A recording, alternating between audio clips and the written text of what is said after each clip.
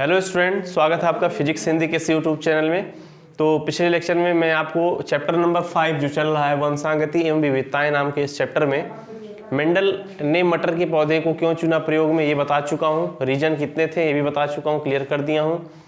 और मटर के पौधे में क्या क्या गुण पाए जाते हैं, यानी कि कौन सा प्रभावी गुण होता है, कौन सा अप्रभावी गुण होता है। जैसे कि मटर के पौधे में होता है उसका बीज का आकार, बीज का रंग, फली का आकार, फली का रंग, पुष्प का रंग, उसके बाद से उसके तने की लंबाई, यानी कि नाटा है या फिर लंबा है, यानी कि बौना है या फिर लंबा है, ये बता चुका हूँ। पुष्प की स्थिति क्या है, अक्षीय है कि अंत है, ये भी मैं आपको क्लियर कर चुका हूँ। तो आज से हमारा जो आगे हम बढ़ेंगे अपना जो चैप्टर, यही मेंडल के नियम वाले टॉपिक की ओर अब आगे बढ़ते हैं। और मेंडल के नियम बताने से पहले जो सबसे बेसिक चीज़ है इस चैप्टर में वो मैं बताना चाहूँगा। वो टॉपिक है एलील। एलील क्या होता है, जैसे कि इस टॉपिक है एलील, इसको इंग्लिश में भी एलील ही बोलते हैं और एग्जाम में आ सकता है, इसको जानना जरूरी है। एलील क्या होता है, जैसे ये कंफ्यूजिंग क्लियर करता, मतलब कि हमेशा कंफ्यूजिंग करता है सब में कि एलील क्या है। बता तो दिया जाता है, इसको समझाना बहुत ही इजी है, समझा तो दिया जाता है, लेकिन इसका वास्तविक मतलब बताना बहुत ही कठिन होता है।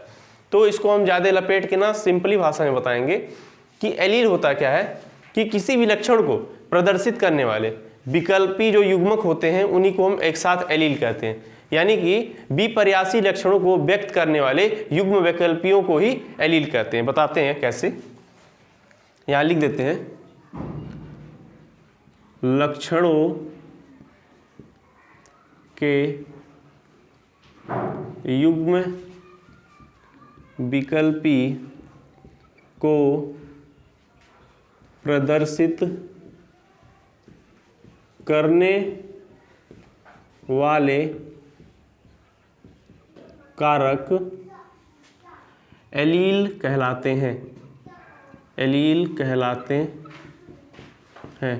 ये जैसे कि क्लास 12 के लिए इम्पॉर्टेंट है, उसी तरह क्लास 10 के लिए भी इम्पॉर्टेंट है, क्योंकि एलील नाम का जो टॉपिक है वो एक्चुअली बताया नहीं जाता है। क्लास 10 के लेवल में सीधे समझा दिया जाता है, यानी कि लंबेपन का गुण और बौनेपन का गुण बता के क्लियर करते हैं। लेकिन एलील से क्लियर होता है कि कौन सा लंबा कौन सा बौना कैसे होता है। एलील क्या होता है, जैसे कि मैं आपको बात करता हूं इस परिभाषा के अंदर, लक्षणों के युग्म विकल्प को प्रदर्शित करने वाले कारक। कारक मतलब क्या होता है, पहले के जमाना में ये नहीं पता था कि जीन नाम की कोई चीज होती है, अब पता चल चुका है कि जीन होती है। उस जीन को उस टाइम मेंडल के जमाने में कारक बोला जाता था, फैक्टर जिसको बोलते हैं। अच्छा, लक्षणों के युग्म विकल्पी, यानी कि मैं लक्षण उठा लेता हूं एक, मानते हैं कि मटर का कोई पौधा है जो क्या है, लंबा है। क्या है, लंबा है। लंबा है कोई मटर का पौधा, तो इसको हम किसे दिखाते हैं, अगर लंबा है तो इसको हम टी से दिखाते हैं। किसे दिखाते हैं, टी से, यानी कि कैपिटल टी का इस्तेमाल करते हैं। अगर वही कहीं पौधा बौना होता है तब हम इस्तेमाल करते हैं स्मॉल टी का। तो रियली में ये चीज़ ऐसे दिखाना गलत है। तो एलील के परिभाषा से ये क्लियर होता है कि अब ये लंबापन इसके गुण है, तो अब इनके युग्म, यानी कि युग्म मतलब कि इन्हीं के जोड़े को एक साथ दिखाना है। जैसे कि इनके जोड़े बना दे कैपिटल टी, ऐसे स्मॉल टी है, इनके भी जोड़े बना दे स्मॉल टी। तो इस फॉर्म में जीन होते हैं। जीन कैपिटल टी और स्मॉल टी के फॉर्म में होते हैं, ना कि ओनली कैपिटल टी या स्मॉल टी, ये ऐसे होते हैं। तो रियली सीधे क्लास 10 लेवल में बता देते कि लंबेपन का जो जीन होता है कैपिटल टी होता है, और बौनेपन का जीन होता है स्मॉल टी होता है। क्यों होता है ये नहीं बताया जाता। तो ये क्लियर होता है एलील जो टॉपिक है। एलील यानी कि ये बताता है कि लक्षण जो प्रदर्शित होते हैं हमारे, उनको प्रदर्शित करने के लिए जो युग्म विकल्पियों का जो सहारा लिया जाता है उन्हीं को एलील बोलते हैं। आखिर में क्यों कैपिटल टी ही लिखते हैं, क्योंकि बाबू एलील है, एलील हमेशा जोड़े में पाए जाते हैं और ये दिखाते हैं क्या उनके अंदर गुण है। तो लक्षणों को प्रदर्शित करने के लिए उपयोग किए जाने वाले युग्म विकल्पियों को हम बोलते हैं एलील। इसको ऐसे भी बोल सकते हैं या इसको ऐसे भी बोल सकते हैं। लक्षणों के युग्म विकल्प को प्रदर्शित करने वाले कारक को बोलते हैं एलील। तो क्यों जोड़े में होते हैं ये रीजन पता चल गया होगा। ऐसे अगर कहीं मटर का पौधा आपको लंबा है तो कैपिटल टी, बौना है तो स्मॉल टी। अगर कहीं मटर के पौधे, अगर मैं प्रभावी रंग की बात करता हूँ, मान लीजिए पौधा में उसके जो बीज का रंग उठा लेता हूँ, बीज का रंग अगर पीला प्रभावी है, क्या है, पीला प्रभावी रंग है, और हरा क्या है, अप्रभावी रंग है, तो हम उठाते हैं क्या, पीले में इसको येलो से दिखाते हैं, येलो यानी कि वाई से। तो मैं इसको वाई से ही नहीं दिखाता हूँ, इसको एक साथ और वाई दिखाता हूँ। हाँ, ये नहीं कि यहाँ ग्रीन है तो इसको जी से दिखा दूँ, ये गलत है। जो मेंडल ने शब्दावली दिए थे उसमें यहाँ पे जी के जगह हम क्या इस्तेमाल करेंगे, युग्म विकल्प ही इस्तेमाल करेंगे, पर छोटा वाला, क्योंकि ये क्या है, इसकी तुलना में ये कम शक्तिशाली, यानी कि ये अप्रभावी, इसलिए इसको स्मॉल वाई से दिखाते हैं। ये एलील, ये जीन इसी जोड़े के फॉर्म में पाए जाते हैं, गुण जो दर्शाते हैं जीन वो जोड़े के फॉर्म में पाए जाते हैं, इसलिए इनको दिखाते हैं कैपिटल टी स्मॉल टी और पीला हरा। और ये एलील जो टॉपिक था, अब ये मेंडल के नियम जो आएंगे वहाँ ये क्लियर होता है अच्छे से एलील का यूज, तो आप इसको कॉपी कर सकते हैं। तो अब मैं इसको आगे बढ़ाता हूँ। अब अगला टॉपिक रहेगा हमारा जीन। तो एक्चुअली जो स्कूलों में इसको रटवा दिया जाता है जीन जीन जीन जीन करके, सब लोग सोचते हैं जिन्न वाला जीन नहीं है, ये कुछ और, हाँ जाता तो जिन्न भी जाता है, लेकिन ये जीन है। क्या है, जीन। तो इसके बारे में हम जानेंगे कि जीन क्या होता है। मेन बात आपसे बताएं जीन के बारे में, तो चलिए बात करते हैं। मान लीजिए ये है किसका, ये आदमी, क्या है ये आदमी है, ठीक है, आदमी है, और इसका जो बच्चा होता है, मान लीजिए कोई आदमी है, ये चलिए इनका कान बना देते हैं, ये ठीक है, बंदर टाइप के लग रहे हैं कुछ, चलिए इनको बंदर ही बनाते हैं।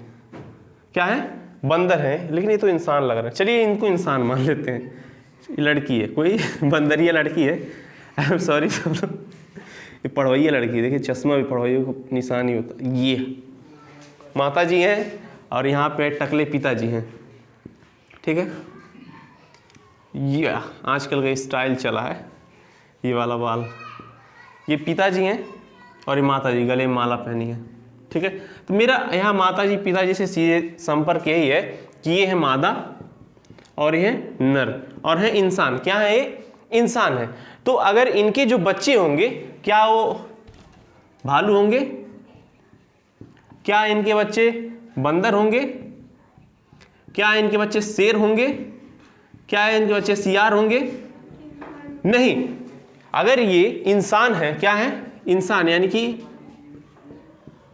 मानव है, तो इनके बच्चे भी मानव होंगे। हाँ, हो सकता है उसका जो चेहरा हो बंदर जैसा हो, बंदरिया जैसे हो, तो हो सकता है, लेकिन वो बंदर हो, मतलब उसकी पूंछ हो पीछे और फिर हाथ और पैर के साथ चले, तो ये सब एक्टिविटी नहीं पाया जाएगा उसके अंदर। भालू वाला लक्षण हो सकता है, लेकिन वो भालू बन जाए ये क्लियर नहीं है, वो बनेगा इंसान। उसके अंदर अब हाँ शेर के भी लक्षण हो सकते हैं, लड़ाई मार करने के लिए पहुंच जाएंगे, सियार वाला भी लक्षण होगा, लेकिन ये नहीं है कि वो सियार पैदा होंगे, वो ये नहीं है कि वो शेर पैदा होंगे, जो शेर दहाड़ता है। वो जो पैदा होंगे जो बच्चे, वो इंसान ही पैदा, यानी कि इंसान से इंसान पैदा होंगे, ना कि, हाँ मानता हूं इस टॉपिक को खींच रहा हूं, लेकिन समझाना बहुत ही जरूरी चीज है कि जीन आखिर में क्या है। तो जीन को समझाने के लिए ये मुझे एग्जांपल लेना पड़ा, ठीक है। यानी कि इंसान से इंसान ही बनता है, इंसान से बन सकता है जानवर भी, तो क्या बनता है, नहीं बनता है। इंसान से सिर्फ बनता है इंसान, ना कि जानवर। क्यों ऐसा, इसके लिए उत्तरदायी कौन है भैया, जीन है। तो जीन कोई ऐसी बड़ी चीज नहीं है, बहुत ही छोटी सी चीज है। ये वो कारक होता है जिसकी वजह से एक पीढ़ी के जो लक्षण है, एक पीढ़ी के जो गुण है, वो अगली पीढ़ी में ट्रांसफर होता है। जैसे कि जो साइकिल के पीछे कैरियर होता है, मुझे भी टॉपिक में जीन में बहुत कन्फ्यूजन हुआ करता था, तो मेरे सर थे वो मुझे साइकिल के कैरियर से रिलेट करके बताए थे। मान लीजिए कोई साइकिल है, वो साइकिल की क्या काम करता है, डीएनए का। किसका काम करता है, डीएनए का। जो साइकिल है वो काम करता है डीएनए का, और साइकिल चलता जाता है। तो क्या होता है, अब इसमें साइकिल में होते हैं पीछे ऐसे कैरियर लगे होते हैं, जिसपे कोई और बैठ सकता है एक्स्ट्रा आदमी। कोई साइकिल को चला रहा है और पीछे कैरियर है, उस कैरियर के पीछे मान लीजिए हम कुछ दबा देते हैं, अगर साइकिल हमारा ए स्थान पे है तो ए स्थान से बी स्थान पे अगर साइकिल हमारा जाएगा तो सामान भी हमारा चलाएगा। तो डीएनए को हम लेते हैं किससे, साइकिल से, और उसके कैरियर को बनाते हैं जीन। क्या बनाते हैं, जीन। और इसके ऊपर जो सामान रखा हुआ था उसको बनाते हैं लक्षण। क्या बनाते हैं, लक्षण।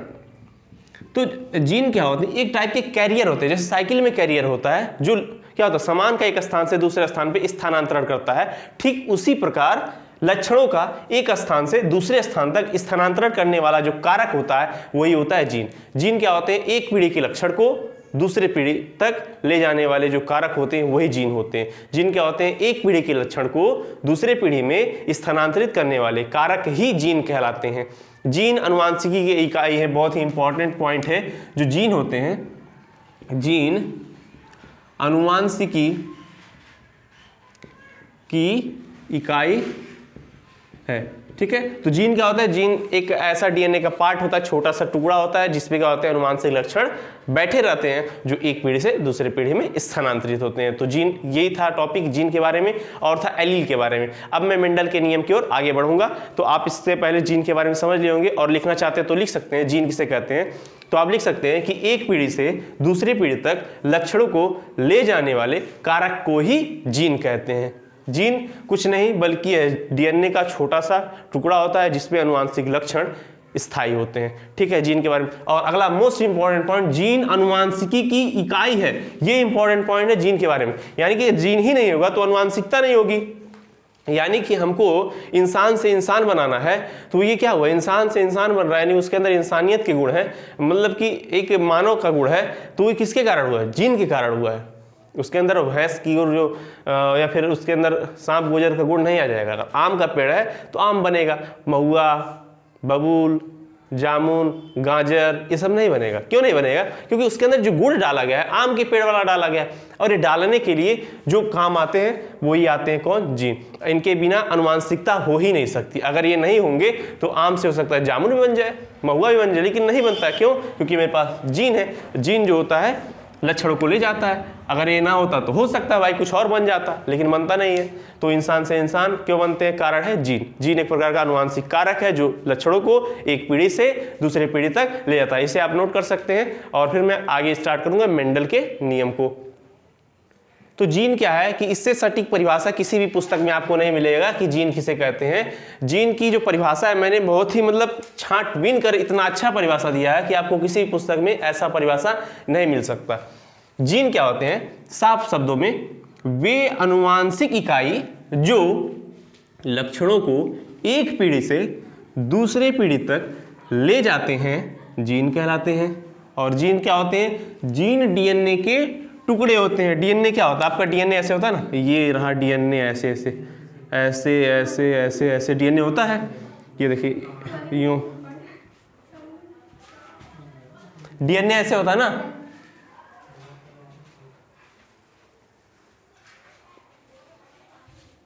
डीएनए ऐसे ऐसे होता है।